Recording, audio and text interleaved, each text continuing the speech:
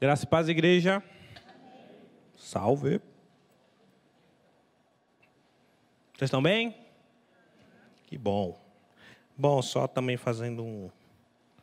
agradecendo aí pessoal que mostrou interesse aí em relação aos estudos. Vamos voltar aí com o nosso curso dos profetas menores.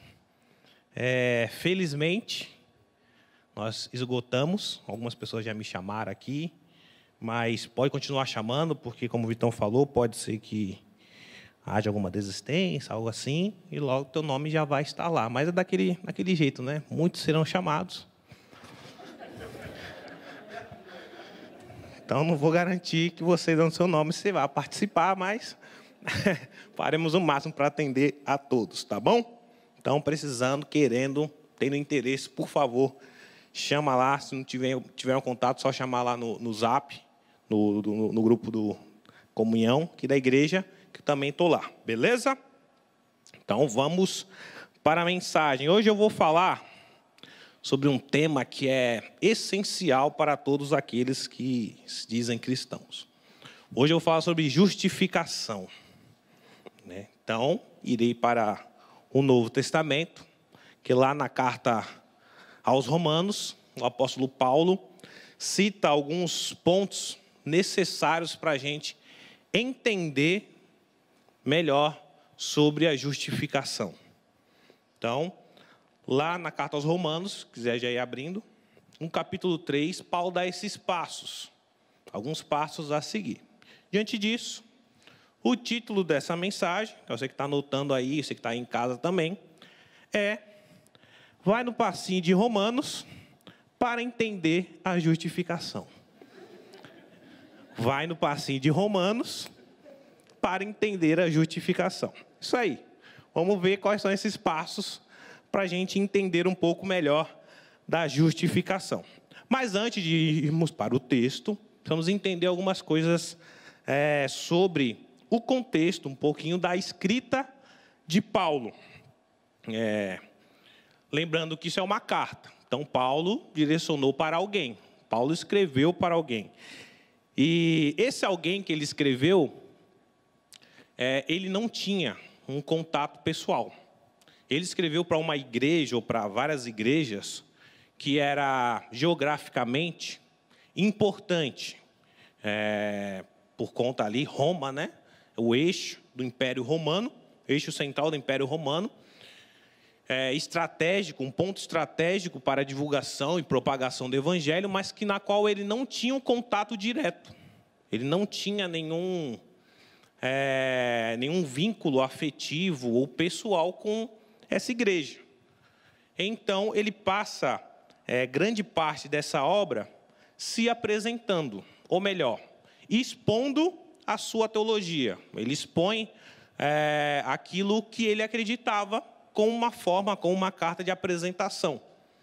Então, imagina você chegando para conhecer alguém, para falar com alguém, para pedir algo, para conversar sobre algo. Primeiro você se apresenta, a pessoa precisa saber quem você é. E é isso que Paulo faz. Essa carta aos Romanos, grande parte dela, ela é separada para essa apresentação teológica de Paulo. Por isso que muitos teólogos e estudiosos da palavra tratam a carta aos Romanos como um tratado teológico de Paulo, pois ali ele coloca alguns pontos, como a justificação, que a gente vai falar agora, uma ideia, um esboço teológico completo, sistemático, e ali ele passa a ideia completa que ele tem sobre determinado ponto.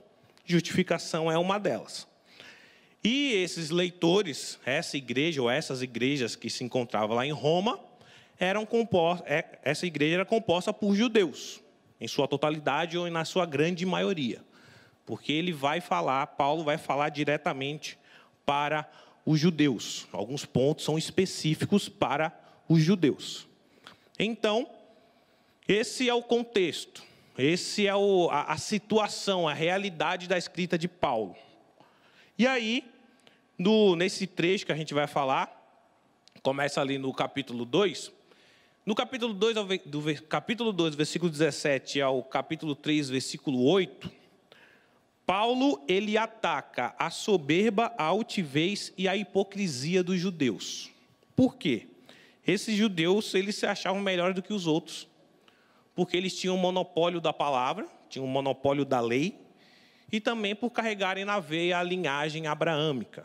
Eles tinham aí toda a linhagem de serem filhos de Abraão, de serem judeus. E eles se achavam por causa disso, se achavam os caras.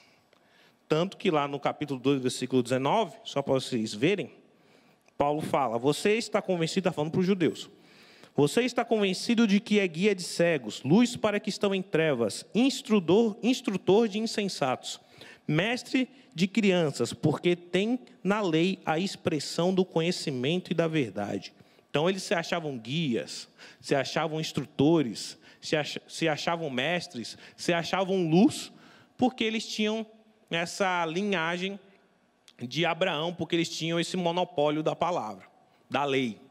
Então eles se achavam. Só que aí Paulo utiliza a justificação para detonar esse pensamento distorcido que eles tinham. Mas o que a justificação tem a ver com essa problemática? E é isso aí que a gente vai ver agora, é isso aí que a gente vai dar uma analisada. Então, o primeiro passo para a gente entender a justificação é os injustos. Do versículo 9 ao versículo 18, vamos falar sobre os injustos. Quem são esses injustos? Vamos dar uma lidinha, deixa eu vir aqui, do versículo 8 ao do versículo 9 ao versículo 18 do capítulo 3.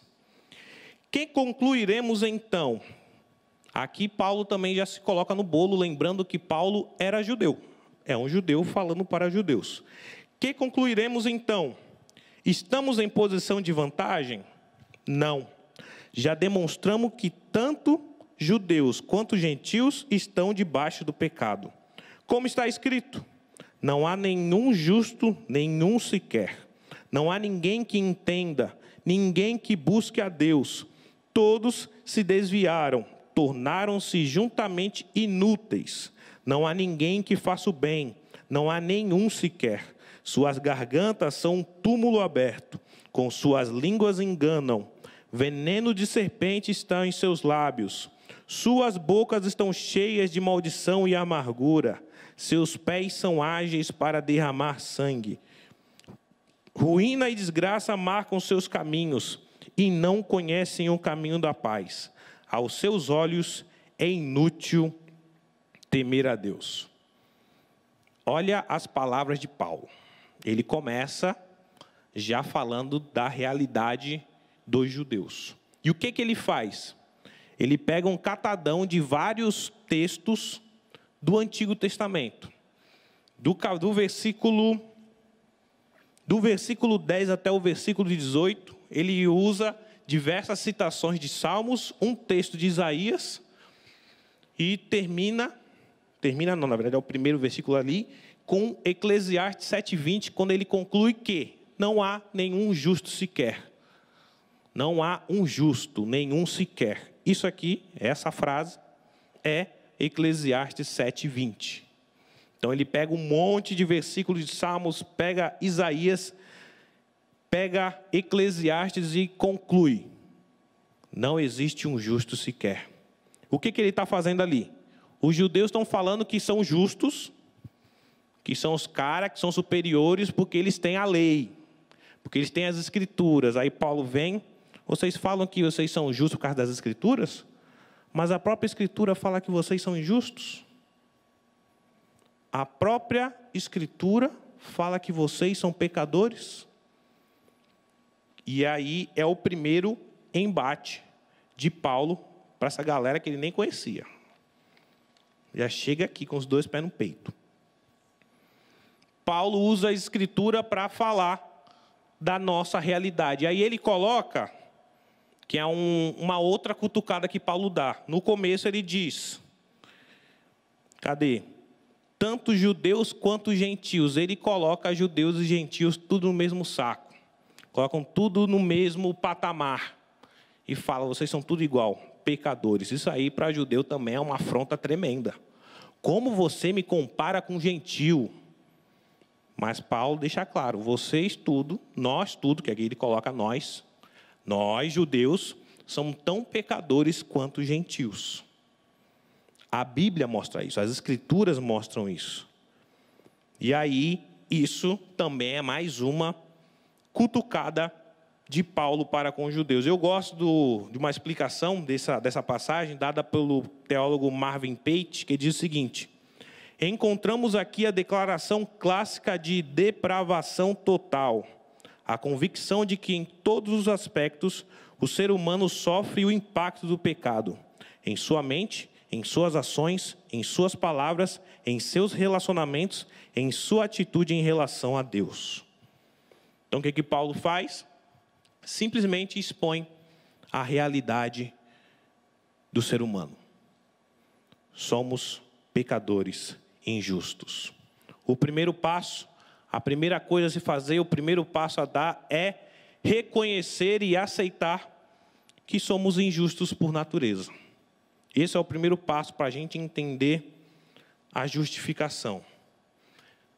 Tem alguns pregadores por aí que estão falando que nós somos perfeitos, de que nós somos seres iguais a Deus. Bom, a Bíblia diz o contrário. E esse é o primeiro passo para a gente entender a justificação. Nós não somos perfeitos e nós não somos justos. E um exemplo simples disso é ver que o senso de justiça em nós ele é deturpado. O senso de justiça em nós ele diverge de um para o outro. A gente não consegue chegar aqui e ter unanimidade em alguma coisa. A gente não vai conseguir falar, isso aqui é justo. Porque dentro de nós há essa variação. Então, por exemplo, se eu jogar aqui algum tema polêmico, vai ter debate, vai ter controvérsias. Nem todo mundo vai chegar no mesmo senso. Por exemplo, se eu perguntar aqui, não, por favor, não precisa se expor. Mas se eu perguntar, cota racial, a aplicação dela é justa? Tenho certeza que pessoas aqui vão pensar contrárias. Eutanásia em pessoas que estão em estado vegetativos. É justo? Vai ter controvérsia, tenho certeza. Por quê? O senso de justiça que está em nós, ela é errada. Nós somos injustos por natureza. E esse é o primeiro passo que nós precisamos dar. Reconhecer que somos injustos. Então, em resumo, esse é o primeiro passo. Todos nós somos pecadores, estamos embaixo de injustiça e Adão é vacilão, que a culpa é dele, né? Está lá em Romanos 5, quem quiser continuar, Paulo explica isso também. Mas, graças a Deus, não paramos no ponto 1. Vamos para o passo 2. O passo 2 é a justificação. Então, reconhecemos que somos injustos, mas não parou por aí. Paulo continua confrontando os judeus. E aí, dessa vez, o que ele faz? Ele coloca que não é a obediência à lei que vai resolver esse problema. Tem um problema da injustiça em nós, e não é a obediência à lei que vai resolver esse problema. Conhecer, ser detentor, tentar obedecer ponto por ponto, não garante que seríamos justificados, que nós seríamos justos. Só algo maior poderia fazer isso. Esse ponto 2 a gente consegue ver do versículo 19 ao versículo 24. Vamos lá. Versículo 19 do capítulo 3 de Romanos. Sabemos que tudo que a lei diz, o diz àqueles que estão debaixo dela, para que toda a boca se cale e todo mundo esteja sob o juízo de Deus. Portanto, ninguém será declarado justo diante dele, baseando-se na obediência à lei, pois é mediante a lei que nos tornamos plenamente conscientes do pecado. Nesses 2 versículos, Paulo enfatiza o que ele acabou de dizer em cima. A lei mostra que nós somos pecadores. A lei mostra um padrão que nós devemos seguir, o padrão que Deus estabeleceu para nós. E nós podemos ver que nós não conseguimos chegar nesse padrão. Mas, versículo 21, começa com: mas agora se manifestou uma justiça que provém de Deus, independente da lei, da qual testemunham a lei e os profetas. Justiça de Deus mediante a fé em Jesus Cristo para todos que creem. Não há distinção, pois todos pecaram e estão destituídos da glória de Deus, sendo justificados gratuitamente por sua graça, por meio da redenção que há em Cristo Jesus. Amém? Então ele coloca no começo, há um padrão, a lei mostra o padrão que Deus quer. Esse é o padrão de justiça. E aí, isso deixa muito escancarado que nós não conseguimos alcançar esse padrão. Paulo, em outra passagem, diz que se você erra em uma parte da lei, você erra na lei inteira. Então, por isso que todos pecaram. O padrão que Deus quer de nós, pela lei, nós descobrimos que nós não conseguimos chegar nesse padrão. Mas, no meio desse monte de injustiça, Deus proveu uma forma de sermos justificados. Proveu uma justiça por meio da fé em Jesus Cristo. Ela é gratuita, ela é por meio da graça e por meio da fé em Jesus. E aí, mais uma vez, ele coloca aí, junta todo mundo, porque todos pecarem. Mais uma vez, ele cutuca os judeus falando, ó, todo mundo, inclusive vocês, judeus. Os gentios pecaram, mas vocês também. Então, coloca todo mundo no mesmo balaio de gato ali. E aí, graças a Deus, a história não termina no ponto 1, no passo 1. A história continua da justificação. Peterson, ele dá uma declaração simples sobre o que seria a justificação. Justificação é aquele ato de Deus pelo qual o pecador, que é responsável por sua culpa e que está debaixo da condenação, mas crê em Cristo, é declarado justo. Eu gosto de ler essa declaração me citando, né? Tipo, justificação é aquele ato de Deus pelo qual eu, o pecador, sou responsável pela culpa, pela minha culpa e que estou debaixo de uma condenação, mas como creio em Cristo, sou declarado justo. Isso é justificação. Mas aí há um ponto a se salientar, que é muito importante. Justificação significa ser declarado justo. Não significa que a pessoa se torna justa. Significa que a pessoa é declarada justa. Então, a justificação é o ato de Deus por meio de Jesus Cristo, onde agora nós somos declarados justos aos olhos do Pai. Isso muda muita coisa? Muda totalmente. Muda que quando Deus olha para nós mesmo tendo essa realidade presa em nós aqui, nesse mundo de pecado, de injustiça, Ele ainda vê em nós, por meio do filtro que é Jesus Cristo, nós conseguimos ser declarados justos. Isso é muito importante para a gente entender. Isso, na verdade, é fundamental da gente entender. Porque nós queremos, muitas vezes, ir pela nossa obra para sermos justos.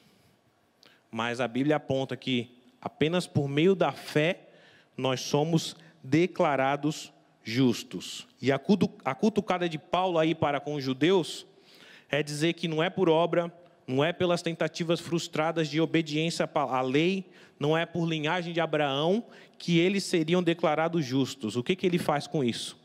Ele desqualifica, entre aspas, ele rebaixa a obra da lei. E ele, com isso, enaltece a obra de Jesus. Esse ponto é de suma importância.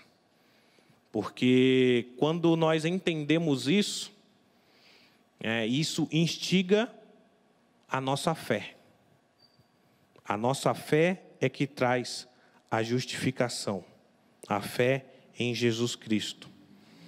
Então, o primeiro passo, reconhecer que somos injustos. E o segundo passo é reconhecer que há uma justificação, mas ela não é por nossa obra, nem por nosso mérito, e sim pela fé. Isso é a justificação. E aí nós vamos para o terceiro passo, terceiro e último passo, que é a cerejinha do bolo, que é o ponto principal, que é quando Paulo pega o ego, a soberba e a altivez dos judeus, amassa e joga na cara deles, e enaltece a obra e a pessoa de Jesus Cristo. São os 2 versículos, 25 e 26. Mas antes de entrar nesses versículos, acho que é importante citar um negócio, que é toda injustiça, algo importante a se frisar, toda injustiça precisa receber a sua punição, para que a justiça prevaleça. Toda injustiça precisa de uma pena.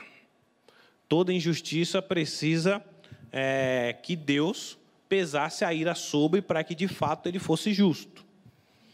Se ele simplesmente deixasse passar batido, se ele simplesmente passasse um pano, onde estaria a justiça nisso tudo? Então a justiça de Deus carecia de que as injustiças tivessem uma pena, que as injustiças elas tivessem uma punição para elas. Então, diante dessa realidade, desse fato, vamos ao texto. Versículo 25. Deus o ofereceu, aqui está falando de Jesus Cristo, Deus o ofereceu como sacrifício para propiciação mediante a fé pelo seu sangue, demonstrando a sua justiça. Esse terceiro ponto, terceiro passo é justiça, justo e justificador. Vamos chegar lá. O que é propiciação? Em algumas versões vai estar sacrifício propiciatório, em outras vão estar sacrifício para propiciação. Propiciação é uma ação dirigida à pessoa ofendida com o propósito de fazer com que essa pessoa mude a sua atitude. Então, vamos pensar. Propiciação, tá difícil aí o pessoal do Libras, né? As palavras complicam. Foi mal aí. Propiciação é fazer com que a pessoa ofendida, Deus, mudasse a sua atitude para com a injustiça, ou seja, nós, devido a uma ação ou um sacrifício propiciatório. No caso, Jesus Cristo. E onde está o ponto crucial nisso daí? Onde está a beleza do sacrifício propiciatório? O sacrifício propiciatório não fazia com que Deus apenas perdoasse as nossas injustiças. Isso é misericórdia. Mas além de perdoar as nossas injustiças, o sacrifício propiciatório fazia com que a pessoa ofendida a Deus mudasse a sua atitude para com aquele que merecia a ira. Então, além de perdoar, ele fez com que Deus mudasse a atitude, desse presentes, dádivas. Nisso está incluído a justificação. O nome disso é graça. Por isso que Deus é um Deus de graça e misericórdia, por conta do sacrifício propiciatório. Ele não apenas perdoou, ele perdoou e deu mais. Ele perdoou e mudou a atitude para com a gente que merecia a ira. Recebemos salvação, redenção e justificação. Quem fez isso? O sacrifício propiciatório, Jesus Cristo. E o texto continua.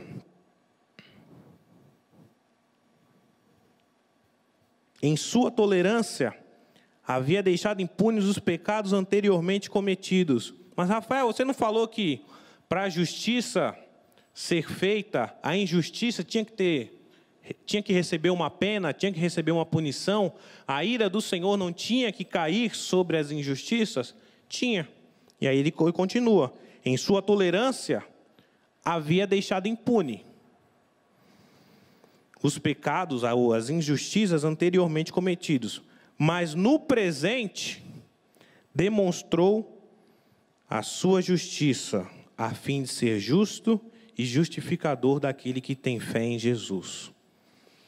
As injustiças receberam aquilo que devia, receberam a punição, receberam a ira de Deus. Mas quem recebeu isso?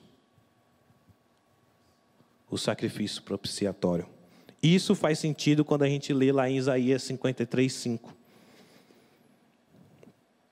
Mas ele foi transpassado por causa das nossas transgressões e esmagado por causa das nossas iniquidades.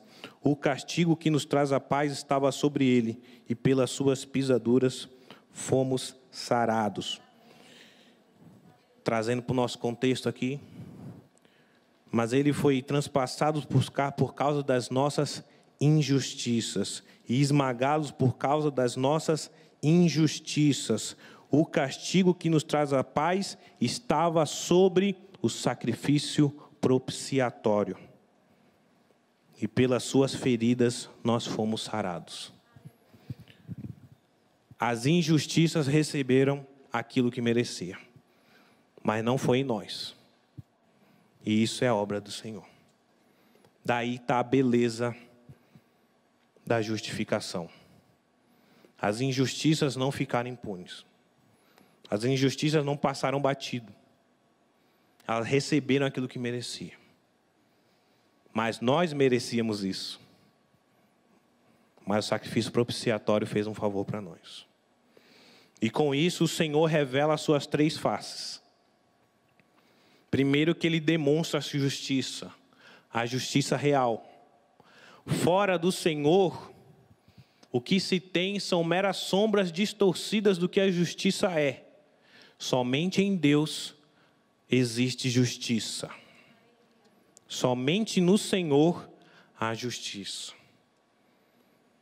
Essa é a primeira face. A segunda face é que só Ele é justo. Não há um justo sequer aqui. Mas Ele é justo. Ou seja, Ele é o único que é reto e virtuoso.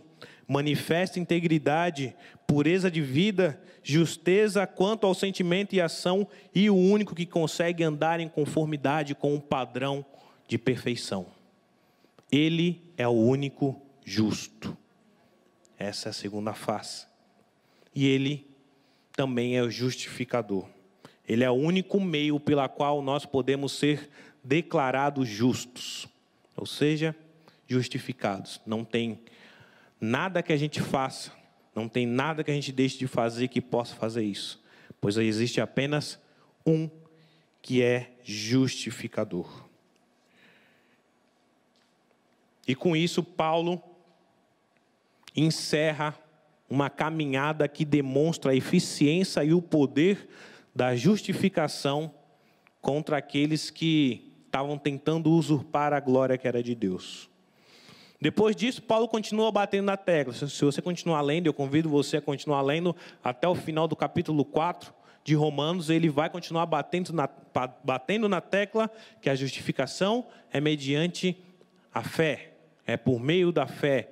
Ele usa também exemplos, inclusive ele cita no capítulo 4 que Abraão foi justificado pela fé, que também é uma afronta contra os judeus. Como assim?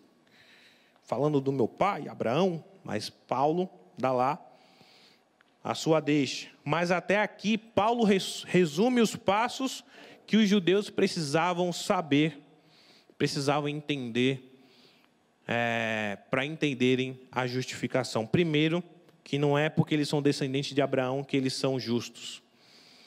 Eles eram tão injustos e pecadores quanto os gentios. Essa é a primeira afronta de Paulo, o primeiro passo. A segunda, que não era a linhagem, não era Moisés, não era a lei, não era a tentativa frustrada de obediência que fariam com que eles fossem justificados. Apenas a fé. E por fim, que o pilar da justiça é aquele que a própria lei e os profetas, as escrituras apontavam. Jesus Cristo, aquele que eles mataram. Paulo fecha essa temática da justificação ele dá uma bela carta de apresentação para aqueles judeus, que nem conheciam ele, mas já deixa claro, o Deus que eu sirvo. Eu vou falar com vocês são a igreja do Senhor, estamos juntos, somos irmãos, mas eu preciso deixar claro.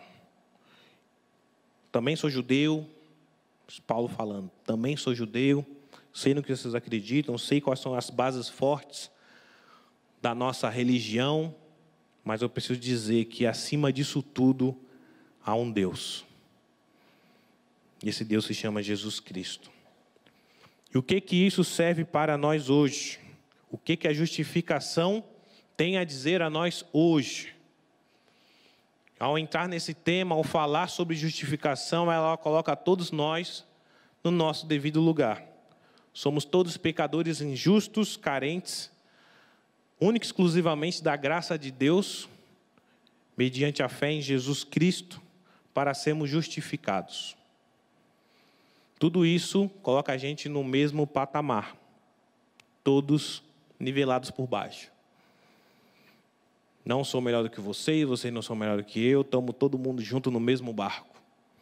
Pecadores e injustos, carentes da graça e do amor e da obra de Jesus Cristo para que Ele possa mudar a nossa realidade. Além disso, somos todos iguais, somos pó e ao pó retornaremos.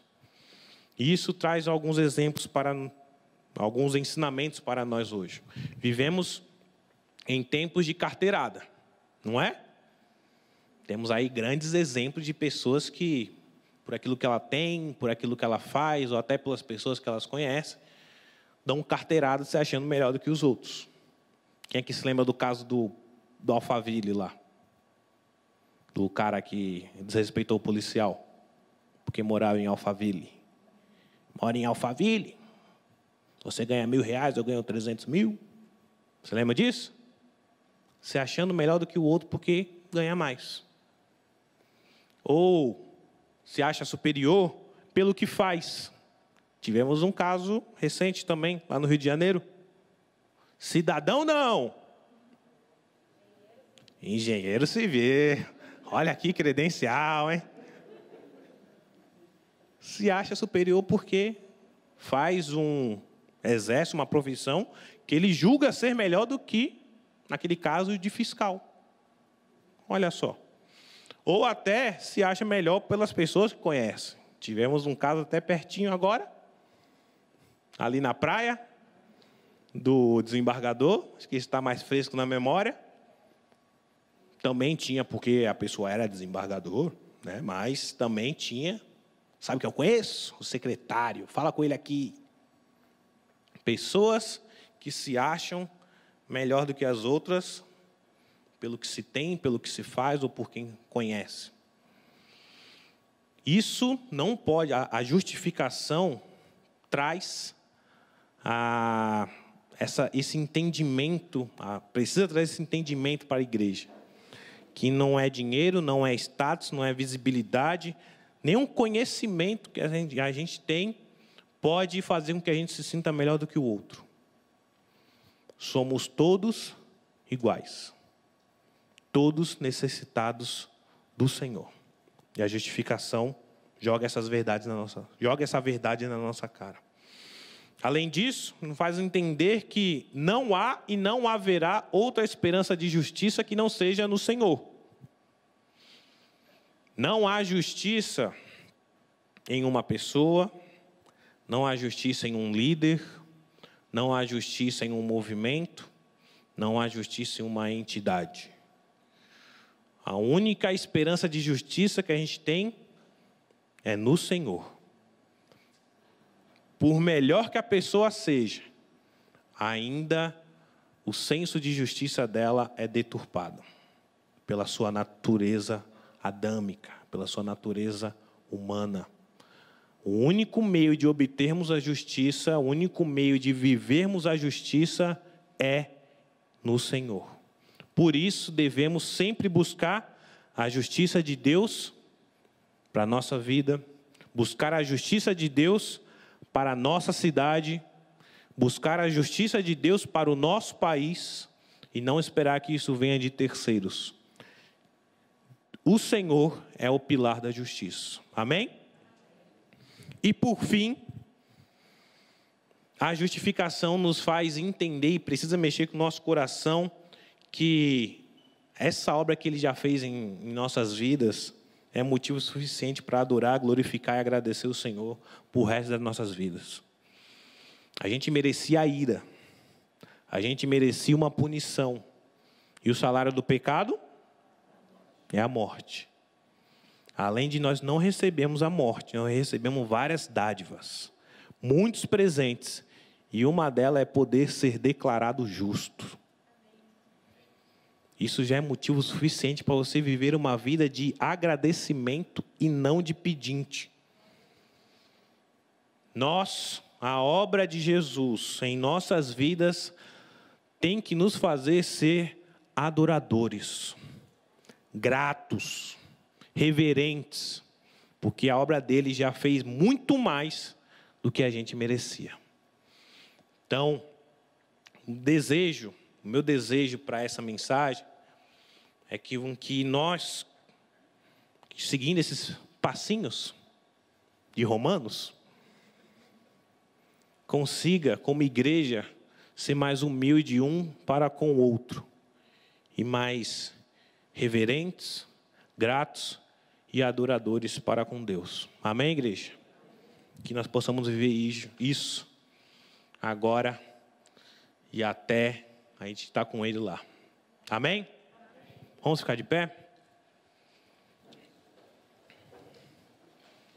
Queria que nesse momento você se colocasse em oração, em levar seu pensamento a Deus. Você que está em casa também. Falar de justificação não é apenas um tema teológico, um tema de estudo. Ela precisa ser uma verdade tão viva em nossas vidas que isso venha nos incomodar. A justificação deve permear a nossa mente e o nosso coração por onde a gente for. Que cada passo que a gente der seja permeado do reconhecimento de que hoje nós somos declarados justos porque o justo e justificador fez uma obra em nós e por nós. Então que hoje, nessa noite, nós possamos desde já colocar nosso coração em agradecimento por essa obra. Daqui para fora, e aqui também, mas a gente possa viver seguindo esses passos, com esse entendimento de quem nós somos, do que Cristo fez por nós e do que Ele é por nós. E que isso você verá que, de alguma forma, vai redundar em glória para o nosso Senhor. Vamos orar. Senhor Deus, Pai, muito obrigado por Tua obra em nossas vidas. Muito obrigado por essa obra de justificação em nós. Obrigado, Pai, porque nós éramos meros pecadores, injustos e merecedores da ira, da morte e da punição. Mas por Tua obra, Senhor, fomos justificados. Por Tua obra, Senhor, nós somos declarados justos. Por Tua obra, Senhor, o Senhor nos vê como justos. Eu quero Te agradecer, Senhor. Quero louvar ao Senhor por essa obra em nossas vidas. Louvado seja o Senhor, o justo juiz, o pilar da justiça, o nosso justificador, o provedor da justificação, aquele que olhou para esses pobres e injustos com amor e nos deu mais do que merecíamos. Obrigado, Pai. Obrigado, Senhor. Em nome do Senhor Jesus. Se você está aí assistindo essa mensagem, está aqui nesse lugar e nunca deu o primeiro passo de reconhecer que é pecador, reconhecer a sua condição de pecador e que precisa da ação do Senhor na sua vida, está em tempo. Eu queria fazer esse convite para você. Você que está nos assistindo, você que está aqui, que nunca deu esse primeiro passo. Queria que você está longe desse presentinho da justificação por uma oração, pertinho. Eu queria convidar você, se você deseja receber esse presentão aí. É simples, é só repetir essa oração assim. Senhor Jesus, eu reconheço quão pecador e injusto eu sou. Sei que tenho andado em caminhos tortuosos, mas reconheço que o Senhor demonstrou a sua justiça, que o Pai demonstrou a sua justiça enviando o seu único filho para morrer em meu lugar. E pelo seu sangue, hoje eu posso ter meu nome escrito no livro da vida, ser salvo e receber a bênção, a dádiva da justificação. E a garantia de que a ira do Senhor não me alcançará, pois quando o Senhor olhar para mim, o Senhor declarará que eu sou justo. Receba meu nome, receba minha vida, Deus, e ande comigo e me ajuda a dar passos que demonstre dia após dia que eu sou uma nova criatura. Em nome do Senhor Jesus. Amém. Louvado seja o Senhor, igreja.